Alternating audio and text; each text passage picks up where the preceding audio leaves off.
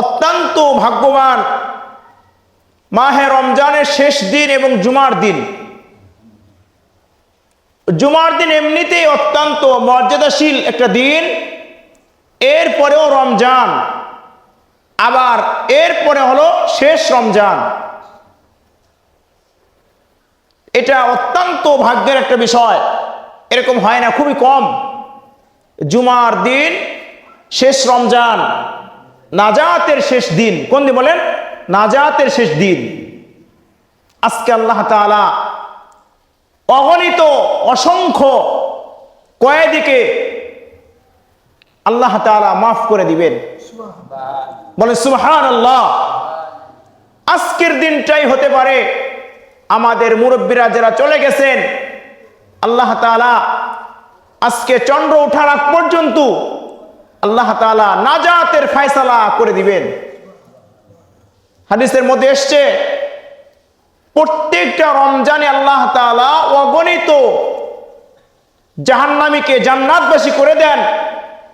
পুরা রমজানে যত জাহান্নামবাসীকে জান্নাতবাসী করে দেন, আল্লাহ তাআলা রমজানের শেষ দিনে এর চাইতে বেশি দান করেন। সুবহানাল্লাহ। আজকের দিনটাই সেই নাজাতের জরিয়ার শেষ দিন। এই জন্য আজকের দিনটাকে গনিমত মনে করা, আজকের দিনটাকে সাফল্য মনে করা, আজকের দিনটাকে নিজের জীবনের পরিবর্তনের দিন মনে করা। মুসল্লিরা আমার,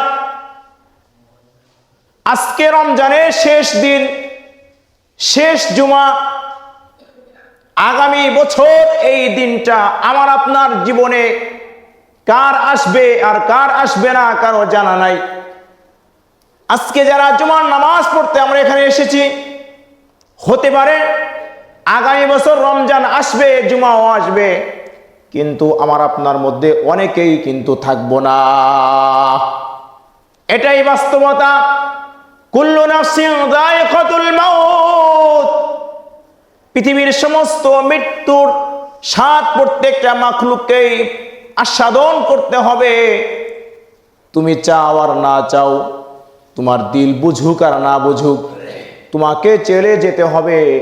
এটা অস্বীকার করার শক্তি পৃথিবীতে কারো নাই।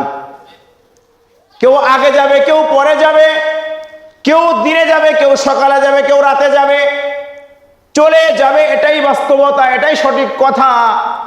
তবে যাওয়ার সময়ের যে প্রেক্ষাপটটা এক একটা সময় এক এক রকমের হবে। যেই বান্দা রমজান মাস নিজের জীবনে পেয়ে গেল, আর রমজানকে আল্লাহ তাআলা তিনটা ভাগে বিভক্ত করেছেন। রহমতের 10 দিন, মাগফিরাতের 10 দিন, নাজাতের 10 দিন। কোন বান্দা বান্দি যদি রহমতের পরিপূর্ণ 10 দিনের রহমত পেয়ে যায়, যেই বান্দা মাগফিরাতের 10 দিনের পরিপূর্ণ 10 দিনের রহমত মাগফিরাত পেয়ে গেল, আর যেই বান্দা রমজানের শেষ দশক নাজাতের ফয়সালা যার হয়ে গেল, তার জীবনটা সফল কাম হয়ে গেল। রহমতও পেয়ে গেল, মাগফিরাতও পেয়ে গেল, নাজাতও পেয়ে গেল, তার জীবনটাই সাফল্য হয়ে গেল। এ আমার মুসলিম ভাইরা আমার, খুব দিল দিয়ে শুনি, আমি আপনি মনে করি ওই ব্যক্তি সফল কাম, ওই ব্যক্তি কামিয়াবি, ওই ব্যক্তি এস্টাবলিশড, যে দুনিয়ার মধ্যে জায়গা জমি বানাইলো, ঘর বাড়ি বানাইলো, বিল্ডিং বানাইলো, সন্তানকে ডাক্তার বানাইলো, ইঞ্জিনিয়ার বানাইলো। আমরা সামাজিক দৃষ্টিতে মনে করি এই লোকটাই মনে হয় সাফল্য, ঠিক কিনা বলেন? কিন্তু আল্লাহ রাব্বুল আলামিন বলেন না, দুনিয়ার মধ্যে ওই ব্যক্তি সফল কাম হতে পারে না, ওই ব্যক্তি সফল কাম হতে পারে না যে বিল্ডিং এর মালিক হইল, জায়গার মালিক হইল, ঘরের মালিক হইল, ছেলে ডাক্তার হইল, ইঞ্জিনিয়ার হইল। ওই ব্যক্তি সফল কাম হতে পারে না। ওই ব্যক্তি সফল কাম যে তার জীবনটাকে জান্নাতি বানাইতে পারলো, যে তাকে জান্নাতি বানাইতে পারলো, ওই ব্যক্তি সফল কাম।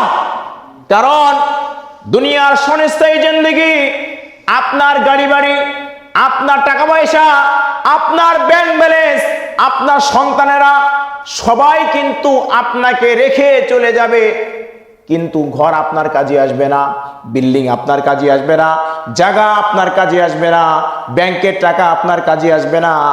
আপনার ওই দিন কাজে আসবে যে আপনার জীবনে কতটুকু ভালো কাজ আপনি অগ্রিম পাঠিয়েছেন। ইয়া আইয়ুহাল্লাযীনা আমানুত্তাকুল্লাহ ওয়াল তানজুর নাফসুম মা কদ্দামাত লিগাদ ওয়াত্তাকুল্লাহ। এ মুসলমানের, আল্লাহ রাব্বুল আলামিন বলে তোমরা প্রত্যেকে ভাবিয়া দেখো, প্রত্যেকেই চিন্তা ভাবনা করে দেখো যে তোমার নিজের জন্য তুমি কতটুকু সম্পদ অগ্রিম তুমি পাঠিয়েছো। আমরা কিন্তু সামনের জীবনটা ভালো হওয়ার জন্য, সামনের জীবনটা ভালো কিছু করার জন্য আস্তে আস্তে করে আমার ইনকামের রাস্তা থেকে, ইনকামের টাকা থেকে কেউ প্রত্যেক মাসে 2000 টাকা, কেউ 3000 টাকা, কেউ 5000 টাকা, কেউ 10,000 টাকা, যার যার ইনকামের সোর্স অনুযায়ী ব্যাংকে জমা রাখে, ঠিক কিনা বলেন? শেষ জামানায় যেন, শেষ যুগে যেন বা শেষ মুহূর্তে যেন আমার কারো কাছে ধার দিনা না হতে পারি, আমার কোনো সমস্যা আসছে কারো কাছে চাওয়া চিন্তা না করা লাগে, ছেলের কাছে মাথা নত না করা লাগে, মেয়ের কাছে মাথা নত না করা লাগে। এই জন্য যুবকরা দেখবেন অনেকে নিজের ব্যাংকে কিছু সঞ্চয় করে রাখে, ঠিক কিনা বলেন? আল্লাহ রাব্বুল আলামিন বলে এই সঞ্চয়টা ব্যাংকের মধ্যে তুমি করলা, সঞ্চয়টা কেন করলা? যেন আমি এইগুলা ভোগ দখল করতে পারি, আমার সুবিধা অসুবিধা যেন আমি ব্যাংকের টাকা থেকে মিটাইতে পারি, অসুস্থ হয়ে গেলে যেন আমি এটাকে উঠাই আমি যেন এটা সুস্থতা করতে পারি। অর্থাৎ আমার বিভিন্ন সমস্যা আমার আসতে পারে, আমি যেন কারো কাছে চাইতে না হয়, এই জন্য কিছু সঞ্চয় আমি করলাম যেন আমার কোনো সমস্যা না হয়। মুসল্লিরা আমার, আল্লাহ রাব্বুল আলামিন সে কথাই বলতেছেন, তুমি দুনিয়ার জমিনেও বুঝলা যে আমাকে সঞ্চয় করতে হবে, কিছু আমাকে জোগাড় করতে হবে, কিছু আমাকে রাখতে হবে। তাহলে সামান্য জিন্দেগির জন্য মাত্র 60-65 বছর একটা জিন্দেগি দেখতে দেখতেই তো শেষ হয়ে যায়। রাসূল কারীম সাল্লাল্লাহু আলাইহি ওয়াসাল্লাম বলেন, সাহাবারা যখন রাসূল সাল্লাল্লাহু আলাইহি ওয়াসাল্লাম মসজিদে নববীর মধ্যে বয়ান করতেছিলেন, ইতিমধ্যে রাসূল সাল্লাল্লাহু আলাইহি ওয়াসাল্লাম কিছু বয়ানের মধ্যে কথা বললেন যে আগের জামানার উম্মতেরা 1000 বছর, 2000 বছর, 3000 বছর, 4000 বছর হায়াত পেয়েছে। ওই নবীর উম্মতরা তাদের নবীকে জিজ্ঞাসা করত, ইয়া নবী আল্লাহ, শেষ জামানার নবীর উম্মতের নাকি হায়াত হবে 60 বছর মাত্র? বলে হ্যাঁ, ওই জামানার উম্মতের হায়াত হবে 60 বছর। ওই উম্মতরা জিজ্ঞাসা করত, ওই জামানার নবীর উম্মতরা কি ঘর বানাবে? এরা কি বিল্ডিং দিবে? এরা কি কামাই রুজি করবে নাকি? এরা কি জায়গা জমি করবে নাকি? এদের ধারণা হলো 60 বছর জিন্দেগি পার করার জন্য ঘর লাগে না। বলেন আল্লাহু আকবার। জায়গা লাগে না, জমি লাগে না, কিছুই লাগে না। আমরা বলতো যদি আমাদের সময়টা এমন হতো তাহলে 60 বছর আমরা গাছতলায় কাটিয়ে দিতাম, ঘর বানাইতাম না। ওই জামানার নবীরা বলতো তারা শুধু ঘর বানাবে না, তারা শুধু ঘর বানাবে না, এমন ঘর বানাবে আকাশ চুম্বি পাহাড় তারা তৈরি করে ফেলবে। আজ দেখেন বিশ্বের মধ্যে তাকায় দেখেন, দুবাইয়ের দিকে তাকান, সৌদির দিকে তাকান, আমেরিকার দিকে তাকান, মাত্র 60 বছর জিন্দেগির মধ্যে কত তালা বিল্ডিং, কত পাহাড় বিল্ডিং বানায় ফেললো সামান্য একটু সুন্দর সময়টা কাটানোর জন্য। এমন তো আমরা অনেকেই ইউটিউবে দেখে থাকি যে একটা রাত্র একটা বিল্ডিং এ কাটাবে কয়েক হাজার লক্ষ $US ইউজ করতে হয়, ঠিক কিনা বলেন? মাত্র একটা রাত্র ওখানে থাকবে। দুবাইয়ের বুর্জ খলিফায় যদি এক রাত্র থাকতে হয় অসংখ্য টাকা গুনতে হয় মাত্র এক রাত থাকার জন্য। উদাহরণ দিয়ে বুঝাই ভাই, দুবাইয়ের বুর্জ খলিফা কি জান্নাতের চাইতে বেশি দামি নাকি বলেন? ওর মধ্যে কি আছে বলেন? এর মধ্যে কি আছে যে এক রাত্র থাকার জন্য এত টাকা গুনতে হয়? ওর মধ্যে কিচ্ছু নাই, কিচ্ছু নাই।